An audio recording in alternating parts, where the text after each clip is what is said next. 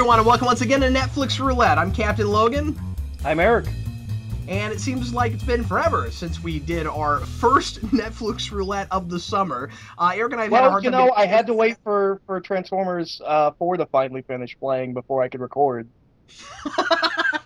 So the last thing we did, of course, was the Transformers podcast, and now finally we've gotten our schedules to match again, and we're going to have today a conversation about The Conversation. This is a movie that came out in 1974, starring Gene Hackman, directed by Francis Ford Coppola. This is the 40th anniversary of The Conversation. We just happened to pick this movie on its 40th anniversary, and one of the things that's kind of interesting about this movie is that it's got a lot of things in common with Enemy of the State.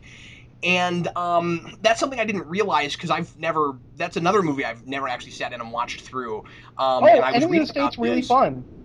I was reading about this, and he apparently in that movie wears the same translucent coat.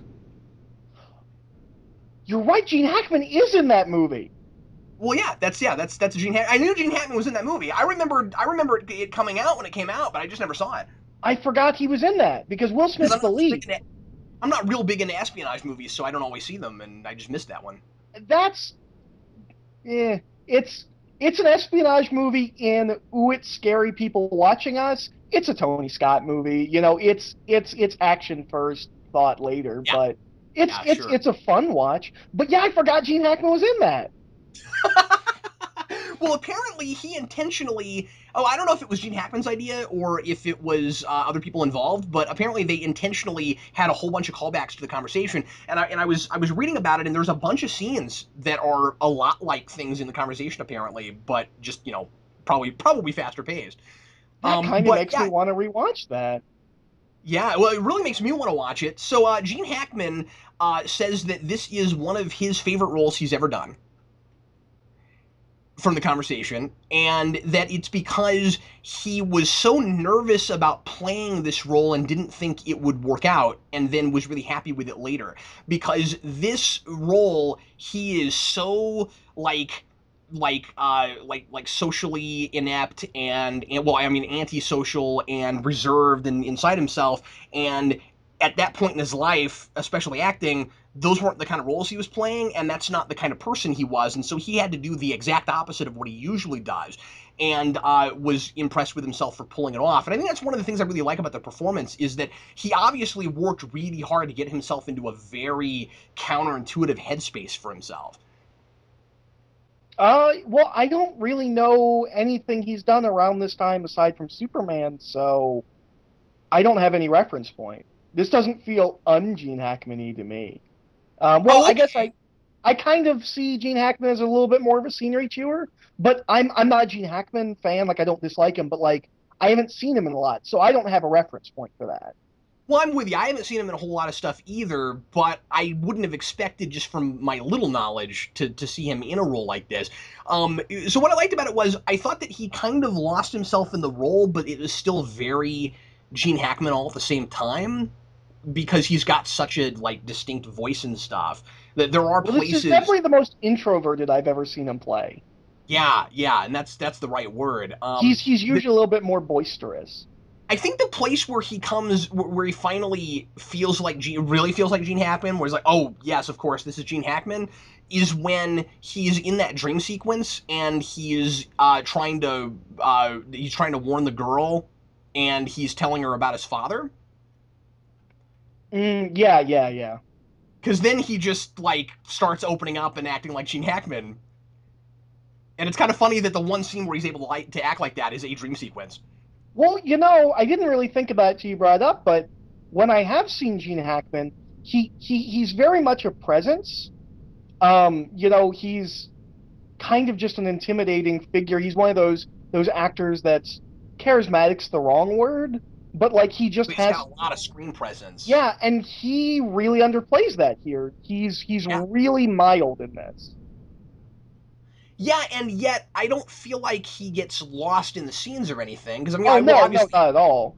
He doesn't become. It's not like he becomes a wallflower in the film.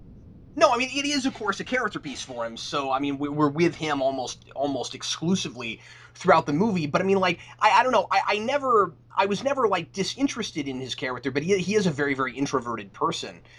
So if you haven't seen the film, this is a movie that is all about surveillance. And it's kind of interesting because it's such early surveillance. Like, I think one of the things that immediately I latched onto with it is that it's a movie that couldn't be made now unless it was a period piece. Well, it's a movie that if you made it now, it would have to be about the NSA. It wouldn't be about private contractors, like Yeah, this film but also a is. lot of the plot points would be incredibly different because the technology is so much more advanced. Well, yeah. So like I kind of I enjoy watching movies like this sometimes where and even period pieces that are made now, and I think we make a lot of period pieces because there are certain kinds of stories that are easier to tell if you can take cell phones and satellites out of the equation. And so this All horror movies. Yeah, exactly. And so and so this well and also a lot of surveillance and espionage stuff. And so like, you you go back to this movie and you're like I said, I just feel like you're kind of seeing something that you couldn't that would be very different now. I don't think you could even have this kind of like deliberate slow intimate pacing with the kind of bustling world and technology we have now. Well, we wouldn't even have. I mean, I'm not. I'm in no way an expert, but I would think they wouldn't even have to be nearby in a van. They could probably do it from wherever they were and be able to record them, right?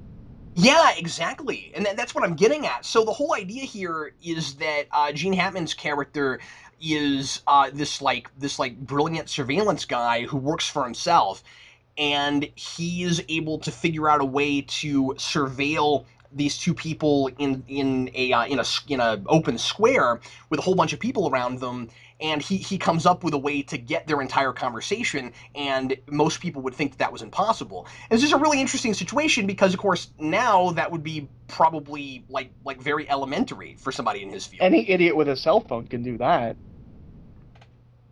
Well, not one cell phone because you do still have that problem of you've got to get enough all the way around them and so that they don't know that you're there. Yeah, you're But you right. but you on the other hand, you could probably get like if you planted a microphone ahead of time and it was pointed enough, you could probably get at least some of their conversation Yeah. because we do at least have better microphone technology now than we did at the time. But anyway, Which I want to talk about when we that I yeah, started this movie twice because I thought there was something wrong with the audio file on Netflix. Because it starts with them talking and then you get like this audio wobble. And I yeah. was like, "Oh man, that this is weird. I've never had this on Netflix before. Maybe it loaded wrong." And so I reloaded it and watched a little bit further. I was like, "Oh, it's audio and it's intentional. It's part of the film." Well, I'm not in any way whatsoever making fun of you for thinking that because that's totally fair. But I knew that it was part of the movie because it doesn't mess with the entire audio track. Like You know there's what? music and That's stuff behind it. What's that? yeah. I said, "Yeah, I was dumb." No, I'm sorry. I'm just saying like when you told me that earlier, I was like, oh really? Because like I was immediately it's part of the audio. Well, anyway, so a couple of interesting little tidbits about this before we really get into reviewing it and talking about it. Like I said, this was '74. It lost Best Picture to The Godfather Part Two, which was also directed by Francis Ford Coppola. He was competing with himself. He was competing with himself. Does that ever happen now? Like how often now do you No. see two movies put out by the same person in the same year? How long was he working on one of these? Right, like one of these he must have been working on long enough. I wonder if maybe Godfather 2 was a long edit. That's what Because I'm that's a wondering. really long film with a lot of moving parts. So Well, what I year was the don't. first Godfather? I want to say it was 71, but I'll look it up. No, it was 72. Oh wow! So like the sequel only came out 2 years later, but like did they film some of that at the same time? Forgive me, I don't know much of the history of that movie. Neither do I. Have you seen very much Coppola? I'm a big fan of his Dracula. Okay. I've seen The Godfather. I'm not sure if I've seen a lot else Coppola. I'm not like a Coppola head. I'm not If either. that That's part of if why I that's wanted to not a watch term, this. it should be, and I'm coining it now. A If you Coppola like head. Coppola, you're a Coppola head. Oh well, Apocalypse Now, obviously. Apocalypse Now. Yeah. That's the other Um. and Oh yes, Jack. and I saw Captain EO. Oh yeah, I forgot he did. Can you believe he did that? Nope. I saw Jack when I was younger. I've seen The Rainmaker. And I believe that's it. Okay, so you've seen more than I have. I've seen a couple of, but that's part of the reason. So anybody that's listening, going, you guys aren't even sort of credible. Like you guys don't even sort of have the credibility to talk about this. No, we don't. That's part of the. That's No, part of the I point. love one of his most poorly regarded films of all time, which is his Dracula. I think it's The fantastic. the big point of this series is to give us an excuse to get more educated about movies that we know nothing about. So when we come on and start talking about these things, the whole idea is we don't know anything and we're learning. Eric, I want to get. I'm sorry. One other little tidbit I wanted to throw out before we start getting into it is that it's interesting that I mean this is the youngest Harrison Ford I've ever seen. You know what? Not only is this a really young Harrison Ford, and I had to look it up, I was like, this must have been before Star Wars, and it was. He immediately has presence. Like, I Yes, was he like, does. how is this He's guy? excellent. Well, what I thought was so strange is, you hear all these stories about Star Wars that like he kind of didn't make it as an actor, and so he was like a carpenter when they got him for Star Wars. How did that happen? How did nobody see this movie and go, I want that guy as my star? Because Star Wars was only 3 years after this movie. Yeah, like how is he not, like I look at him in this movie, I'm like, you could just tell immediately this guy is full of star power. Yeah, I mean, he plays a major role, but he's not on screen a lot. No, he's what, Um, maybe 7 minutes? but for the time that he's on screen, as you said, he is very present, and he really, if I'm going back in time and looking at this, I might think, okay, this looks like somebody that's being groomed to maybe be an action star or something. Yeah, Maybe not or an action star, but but to maybe be a star. These are the kind of roles that you see big A-listers in their early careers. well, and it Like almost this is feels not a like tiny. This is not a tiny role. I mean, he is essentially, especially when you get to the end. And I don't know if my interpretation of the ending is correct. We'll have to talk about that because it's very, uh, it's a well. I don't know if it's ambiguous or not, but I think it's a little bit ambiguous. We'll have to talk about it. But it seems like he's actually like the big mastermind villain of the whole piece. whether he's the mastermind villain or not, he is essentially the physical representation of the boogeyman. Like he's because it seems like he's working for somebody else, but he is this film's representation of everything that is evil about surveillance. Oh, that's a really good point, and it also makes a lot of sense because you always feel his presence even when he's not there. Oh yeah, absolutely. And so when It's he's just one of it's those. shocking that like even if like I almost feel like if you saw him in this movie, or if like I feel like he would be a guy that would go on to be like a Francis Ford Coppola guy. I don't know if Coppola does that, but like the guy that Oh would yeah, be in a bunch of Coppola movies or something like that. Like just yeah, the actor that yeah, maybe he doesn't always have a big role, but he's always important. It's yeah. it's No so weird that he does. dropped Yeah, off the face of the earth for a little bit after this. yeah, but not that long. No, but apparently he dropped off enough to become a carpenter. But I don't understand that because it's only 3 years. It's only 3 years before that movie came out. When he did Star Wars, he was a carpenter who had given up on acting. Well, he must have done that for all of 4.5 months. Unless maybe Star Wars started. Well, Star Wars is a long process. Maybe they started around the time of this film. Yeah, So that's what. maybe, But that's what I'm saying. They would have had to have. Isn't that weird? I got to do some yeah. research on this. That's really strange. I was really surprised to see him in this movie. Oh, he is in Apocalypse Now. So I guess he did do more stuff with Coppola. Oh, I didn't realize Harrison Ford was in I've seen that movie. I don't Uh, remember. I don't either. But I was just looking at his Wikipedia page, and it says he's in Apocalypse Now. It's So a very minor role. I don't remember it. Maybe. Wow. Okay. Who was he in that? I'm trying to find it. Let's see. In Apocalypse Now, that's really funny. He's Of Colonel course, Lucas. there's a ton of characters in that. He's Colonel Lucas. I'm wondering if that's a George Lucas joke, Yeah, maybe it because is. Coppola and Lucas were buddies, and it's right after the Star Wars Holiday Special. So Yeah, well, the Wikipedia page claims that it's a reference to George Lucas. he came back for more American Graffiti. Wow. Well, anyway, let's rein it in and get into the film. So, Let's talk about the Eric, movie. overall, what'd you think of this movie? I did not like it, Oh and man. Okay, all right. I'm sure everyone's going to jump on me. But here's the thing: I will not say it's a bad film. I think the last 15 minutes are brilliant. But I think this is maybe true for a lot of people of my generation. But 70s movies are really hit or miss for me with pacing. Sometimes it works for me, sometimes it doesn't. This film felt slow and draggy, and it's a character piece, but I don't particularly like Gene Hackman's character, so like it didn't really work for me like that.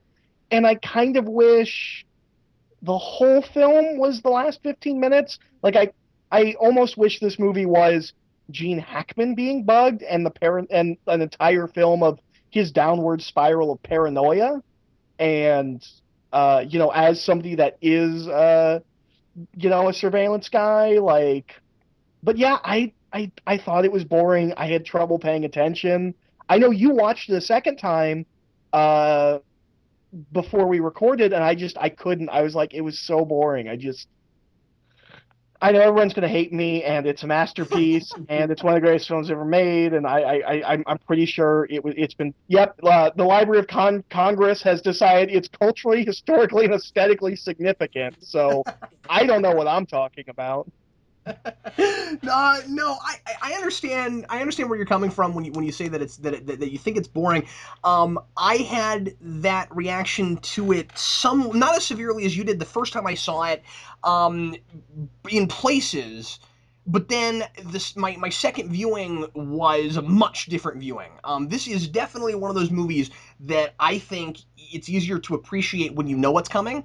And a lot of my favorite movies are things that I had to watch twice. I've said this before, but I didn't like Fight Club the first time I saw it, and the second time I saw it, I lost my mind over it. So a lot of the time, I find really good stories.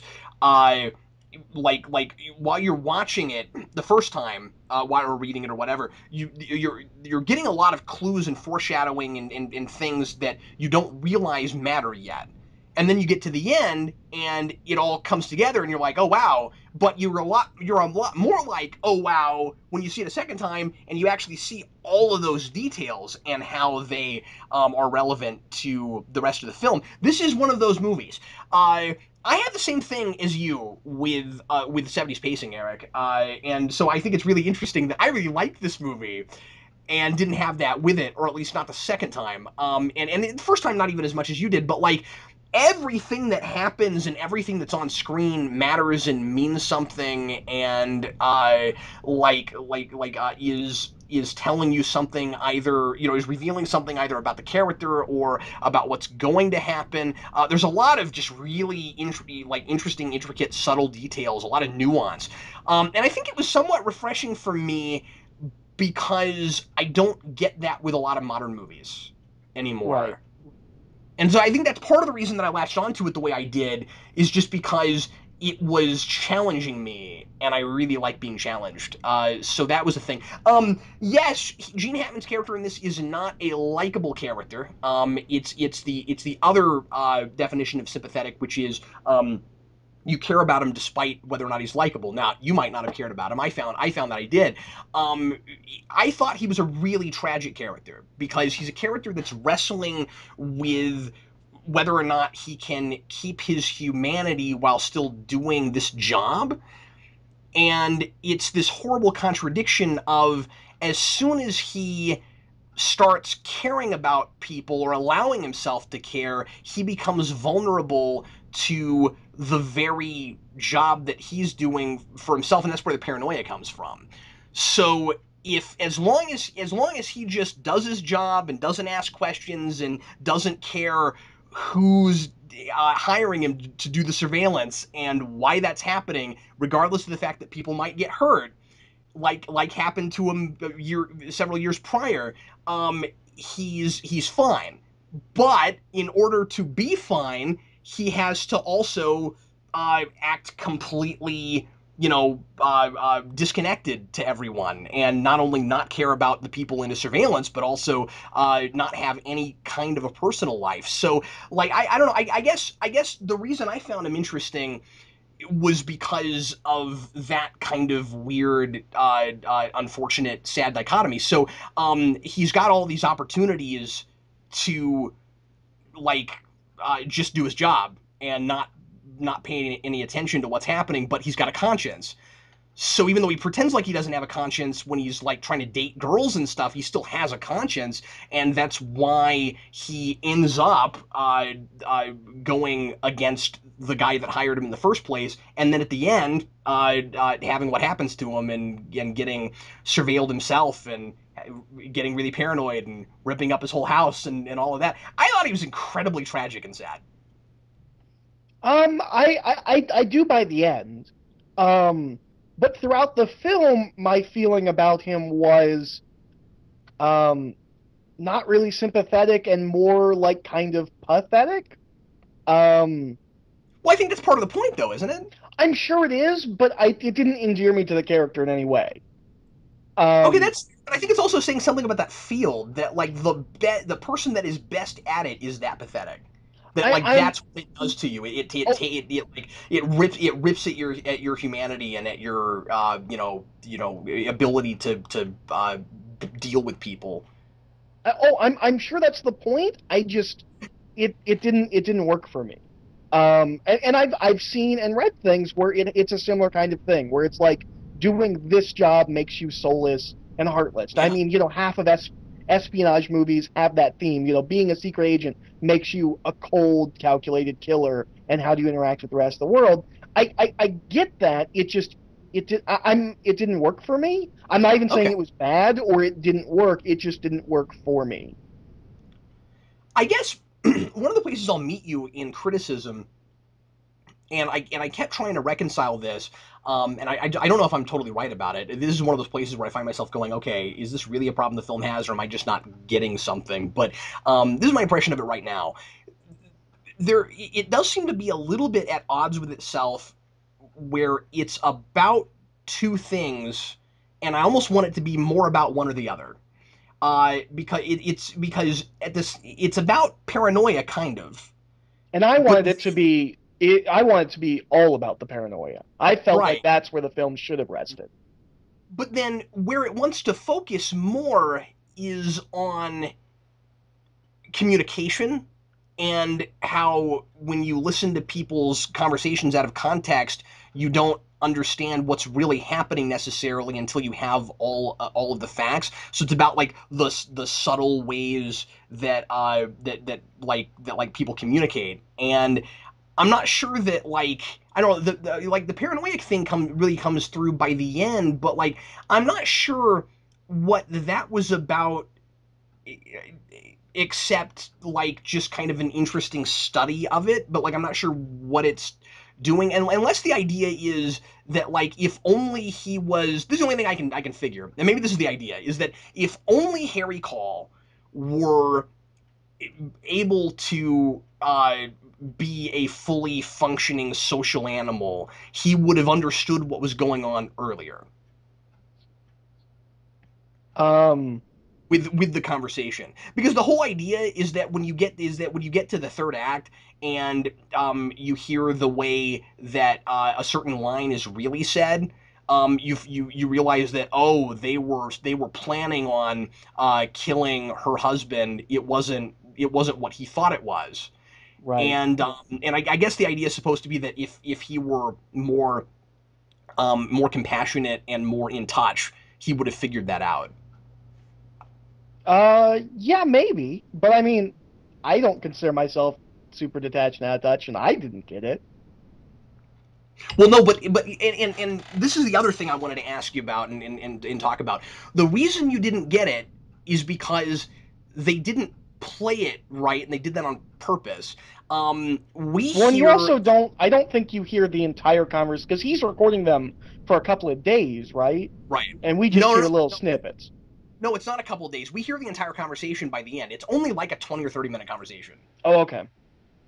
Or at least the big chunk of it that matters. But you don't ever hear all of it all at once. We get it in pieces because we get it the way he's listening to it because he's jumping back and forth. So at first we get pieces of it while he is trying to get all of it together because some of it because he's got to compile the three tracks together. And then later we get snippets and pieces of it just because of the situation of whenever he happens to be listening to what part of it he's listening to. But the big line that matters most is when one of them, I forget it was if it was the man or the woman, says he'd kill us if he had the chance. It's the woman. Is it her that says that? Yes. We hear it like that over and over and over again. Probably 4 or 5 times in the film, we hear her say, "He'd kill us if with this inflection. He'd kill us if he had the chance." And then in the third act, we hear it differently, and she says, "He'd kill us if he had the chance." And that inflection gives the impression that what she means is we're going to kill him before he can kill us. That's what that inflection Right. means. So what I didn't understand was, and I think the idea, and this is the kind of thing that would just be a lot easier to give us like in prose than it is in a film, is the idea that he is finally understanding what she's saying and that in his head now the inflection is different, or is it, and this is what and this is what I think it is, or is it that we heard it wrong the entire time because he wasn't paying any attention, and then when he I and we get to that point, oh crap, I didn't catch that inflection. So like we're getting it from his perspective, and it's a really interesting way to use the medium to give us that subtle information. But like, what exactly in real life? How did she actually say it? I guess is what I'm trying to figure out. I came down on the way you said it the second time that she always said it with that inflection. He just didn't hear it that way until he understood it. And so that I think that's ultimately the point they're trying to make with the the thematic stuff about how people talking you don't always know what they're talking about until you know the context, or you're just paying attention and you know how to read people. It's about reading people. Or when you have preconceived notions, you're paying attention to the wrong thing. Yes. Yeah, absolutely. Well, one of the things I want to mention with this film is I know in the '70s surveillance was a big deal, and I know Yeah. we passed a lot of anti-surveillance laws, and I know it was a big thing for private investigators. It made their jobs a lot harder and put a lot of them out of work. Um, I don't know where this film falls within that. I don't know if this is after the law is passed and it's showing you the evils of it, or if it's before and it's kind of like a cautionary tale. Um, but I think Yeah, it's we just have to interesting. look up the history of that. Yeah. Yeah, I'm not sure when this falls, but either way, historically, this is an interesting film because it had to have been finger on the pulse biting commentary at Yeah, the time yeah, it came out.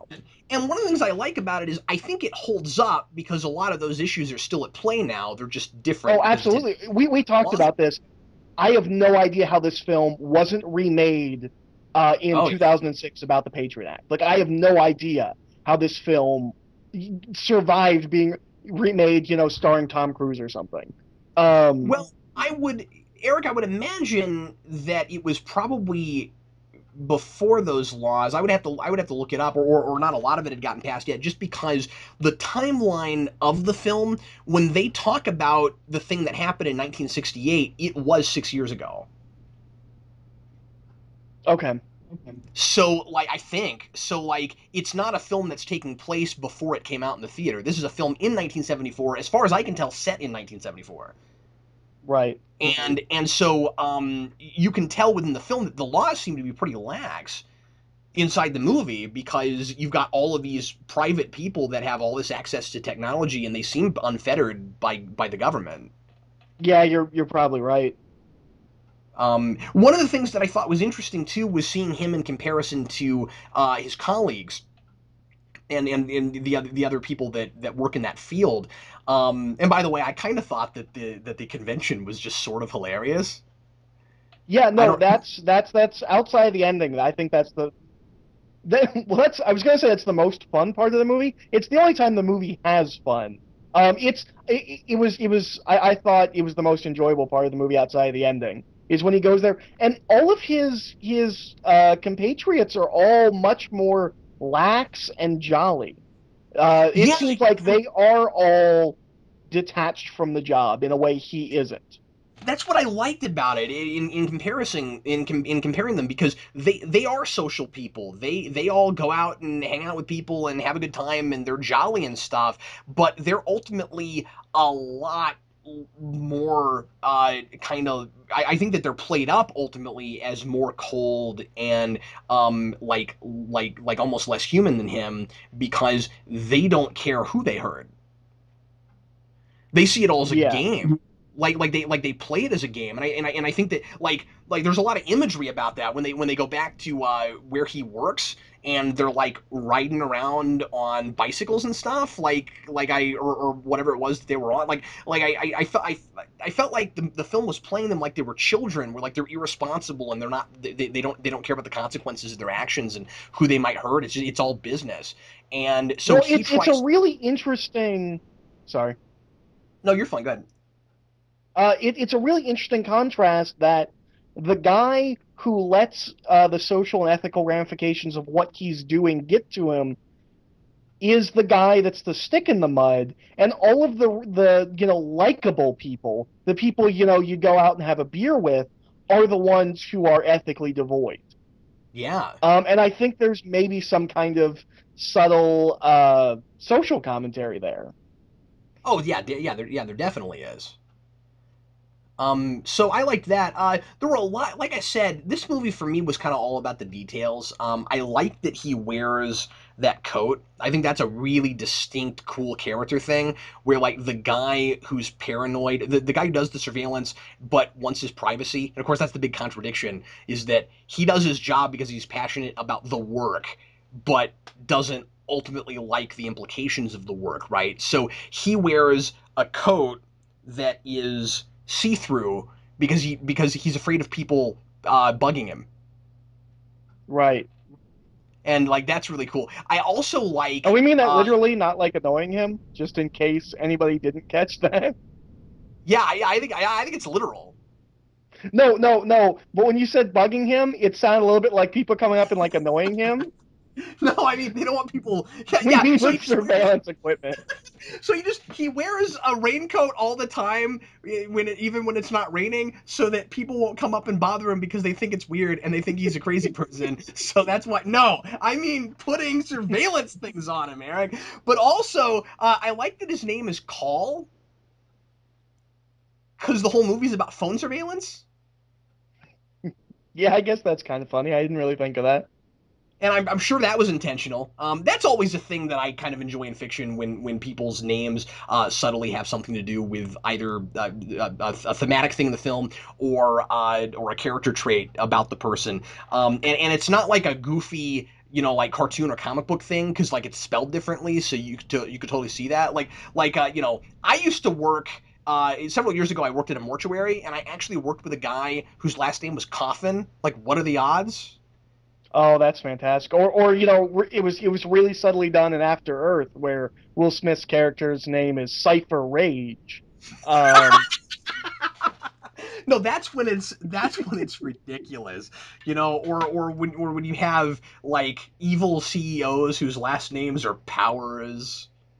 oh, you mean like the guy in Batman Beyond, Yeah, Derek beyond, Powers? yeah, Is it yeah. Derek But I Powers? mean, that is a comic book thing, so that's totally cool. But yeah, but you see what I'm saying? I enjoy those sort of name things, especially when they're a little bit more. subtle about it. But anyway, so we should probably talk a little bit. The only other story thing I really wanted to bring up was we should probably talk about what the plan actually was for killing this guy, because I'm a little bit confused as to how the couple fits in. Because the whole I'm a idea little is, confused at how the hotel fits in. yeah, that too. So I'm gonna kind of spell it out real quick, and then we can examine it. So at the beginning of the film, he's surveilling this couple, and as far as we can tell, they don't think they're being watched. And then at some point, one of them catches one of the guys that are surveilling them and messes up the whole thing, and they try to go someplace else. So like, they really, if they know they're being watched, they're trying really hard to play it up like they don't. And that's going to factor in here in a second. So the whole idea is Harry thinks that he's probably, although he doesn't care because he's just doing his job. He thinks he's probably been hired to surveil these people to get evidence that she's cheating on the husband, and the husband's a huge executive. And we find out later on that it was all a plan for somebody to get murdered. And so Harry's worried that he's done something that will allow this that will allow this executive to murder these two people. And of course, we find at the end that the plan the whole time actually was for what was this big conspiracy to actually kill off the executive himself. But of course, playing into the conspiracy, his assistant, played by Harrison Ford, plays the tape for him, and so he thinks that the surveillance, as far as I can tell, is just to get evidence that they're cheating on him. And so so during the conversation, we get this mention of a hotel room, and I guess the idea is supposed to be that they're baiting him so that he'll go there and catch them in the act, but then they'll kill him when he gets there. And so what I'm confused about, Eric, is if they know they're being surveilled, because it seems like the whole idea is they on purpose set this up so that he would find out about a place they'd be so that they could lure him there and murder him. I think that's the idea. But then they seem just way, way, way too good at pretending like they don't know they're being surveilled. Yeah, That's what I'm confused about. So I'm not sure how they fit in. I don't know, because it feels like they know they're being surveilled, so they say what they say so that the surveillance people will relay it back to the hirer so that he will be at the hotel room, right? Is that right? Well, that's what I thought was going on, but then if the whole thing is an act, then why would she say he'd kill us if he got the chance the way she says it? Like, why would the information of what they're actually doing somehow be subtly embedded in that conversation? I don't know, and you watched it twice, so you and I was kind of in and out watching it anyways, because I was kind of bored by it, so you probably have a better read on it than I do. I So thought when I got to the end, I was like, I don't know how any of that fits together. I'm sure it does, and I just missed it. I've got to be missing something.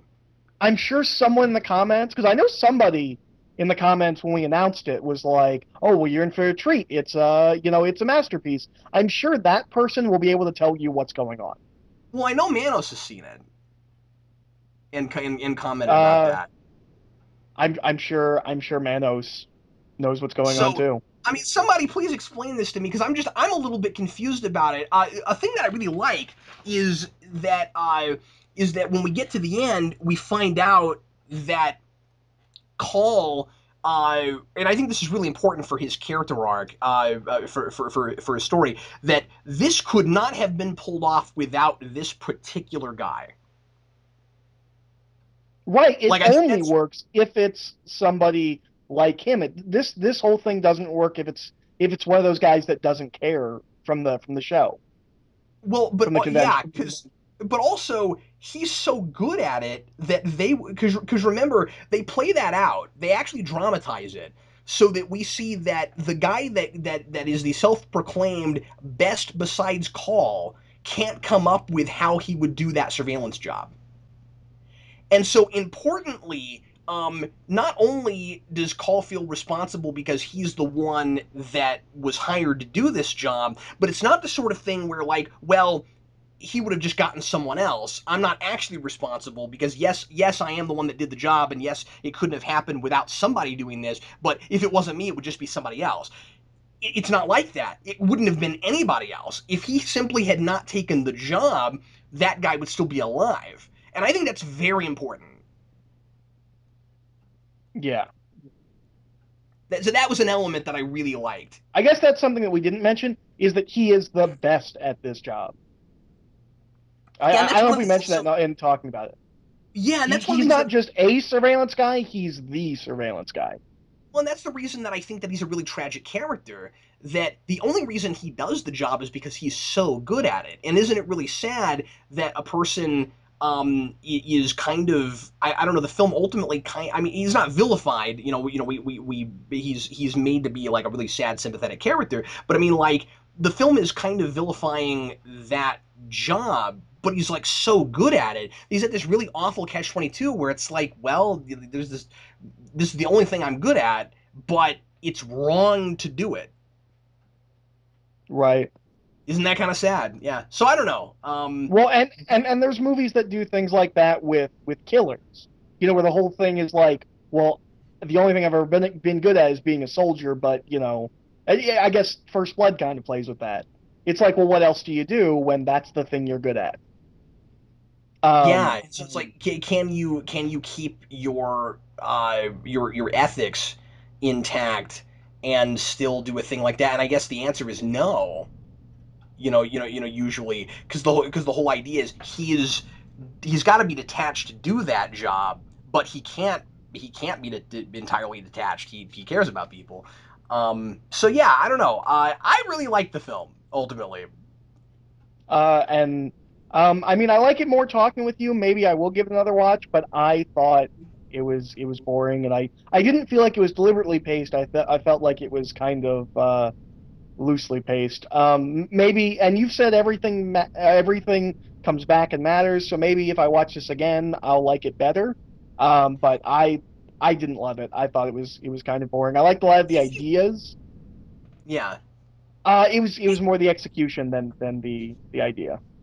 Well, if you watch it again, look for some of those things. Here's an example of foreshadowing. There's a cool moment where he's in his apartment, and this is very early, and of course phones are very important in this movie. Yeah. And there's a scene where he's talking to his landlord on the phone, and he's in trouble because he's doing stuff in his apartment that he's not supposed to do, being a surveillance guy, and he mentions. He mentions on the phone that he has nothing of value. Like, nothing he owns matters to him. Right. And then you get Except to for his except um except for his saxophone, or is it a trumpet? yeah, yep. I was searching for the word. It's a saxophone, I believe. And also, like, I really always appreciate hobby stuff. And this is a character who acts really nondescript and acts like he's a total blank slate, but he really does have passion for stuff even outside of the surveillance. And so I thought that one of the things that really helped to make him a three-dimensional person was that he had that hobby. But anyway, so you get to the end of the film, and because Harrison Ford's character has bugged his place, apparently, well, not even apparently, we know he has because of the phone call. He breaks apart his entire place trying to find Well, it. he actually. Oh no, nope, you're right. Never mind. I was gonna say he might not have, but no, we did hear what he said. Yeah, we heard what I think he had to have. Um, I'm sorry, I gotta mention this too because there's a thing that I forgot to ask you about when we were trying to dissect the conspiracy. The other question I had about that is I guess Harrison Ford and the couple were in collusion to murder that guy. Yeah. So Well, what was I Harrison I don't Ford's know if they were motivation? Was it if they were in collusion, but Harrison Ford knew. I don't know if he was in on it, but he knew it was happening. Maybe what he was either in collusion and did it in order to take the company over, I don't or know. We get the impression that he works for somebody bigger. oh really? I didn't get that impression at Oh, all. that's what I get by his final line. He says something like, "We're always watching," and I got the impression that he's for something bigger. So maybe even a government thing. And But he so might have he just let this because happen for whatever reason. but that company is super powerful, so he might have just meant him and his men in that company and the couple Maybe you're right. when he said we're watching you. Because the thing is, when Call comes out of that room and he goes out on the street, the couple is sitting there in the car, Right. and so I just really got the sense that like they and Harrison Ford like put together this thing on purpose, maybe to Well, I don't know. coming So anyway, from it's hard because coming from where I live right now, if you tell me something like that, I immediately think it's the government. So maybe I'm just reading into it because of where we are today with surveillance. yeah, maybe you're just projecting on it. I don't know because the thing is, there's not any government anything outside of that in the whole film. Yeah, Like, it's not yeah, you're about the probably government. right. It's about private security and it's about private business. So, I'm not saying you're wrong. I'm not sure. That's the thing is that I think, and what I'm trying to figure out is it are we supposed to have all the answers at the end, and I'm just missing something, or did Coppola in Or is it make it supposed to be ambiguous on ambiguous? purpose? Yeah, Um, since the whole idea is again listening to conversations and not knowing exactly what's going on. So I mean, like maybe we're supposed to be somewhat in the dark. I don't know how much Call knows at the end. yeah, I don't know. I'm not sure how much of it he's figured out. But anyway, I don't know. I love a movie that makes me ask a lot of questions, and again I don't think it's I don't want to immediately say that it's a thing where like oh man you should have uh, made your plot points more clear. I kind of think it's on purpose. Uh, I I don't know. I from what I know of Coppola, I think he does like the ambiguousness, so I assume that it's supposed to be somewhat ambiguous. But I don't Uh, know. well, Eric, I'm sorry you didn't like it as much as I did. I'm glad you liked it as much as you did. What are we watching next time? All right, well, next time, this actually has a lot of connections. Initially, I picked Okay. it just because I thought it would be a fun follow-up to last year. We did a film based on a play starring Jack Lemmon. And this is a film based on a play starring Jack Lemmon.